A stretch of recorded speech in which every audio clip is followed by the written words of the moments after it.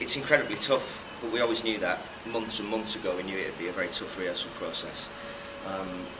I'm finding as a director that it's the play needs cuts, it needs the through line needs to be clearer, but we've only learnt that by doing the 2 weeks of rehearsal, and that's always the case with a new play, and that's what's exciting and challenging about a new play.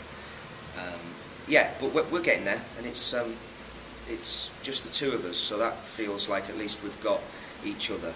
Yeah. Oh, nice, isn't it? To be honest, it's quite it's a really nice feeling to know that you've got each other to kind of feed off and work with. But it's quite overwhelming at times, because between you've got to come up with this world and come up with the answers, and at the moment we have an overload of questions, and so it's but again that's the challenge and that's the beauty of it. But yeah, it's terrifying to think that eventually at some point Nick steps back, and then because to be honest I'd rather him be on stage with me. I've kept him away from the play, weirdly, because I feel like it's my prerogative to make it a theatrical journey as opposed to a journey just about Jeff.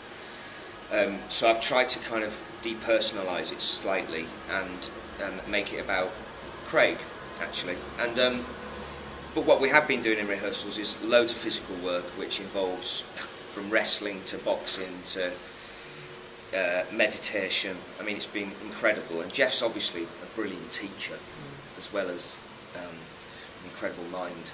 But it's been brilliant. It's such a great energy, and he's such a great soul that it's lovely to have him in rehearsals. But it's really, this week I've kept him out of the rehearsal room because we need to ask the questions that you just can't ask when a writer's in the room.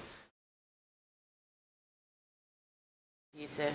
Stop crying. Yeah. There's been a lot of tears, a lot of hugs. My job is now to just distance myself from the emotional content in the play, which we did have to do. We did have to put ourselves there, but now we need to be objective about it, and create a tight little monster, really, and just keep moving forward. But we both had a bit of a day yesterday where we both realised that we were investing far too much in the content, in the emotional content, because it is incredibly dark. It's beautiful, but it's incredibly dark. So I think our job now is to just step back, and in simple terms, he needs to learn his lines and not bump into furniture. Yeah. And I need to tell him to stand in the right place. And maybe order some Prozac. Yeah. That's where we are, really.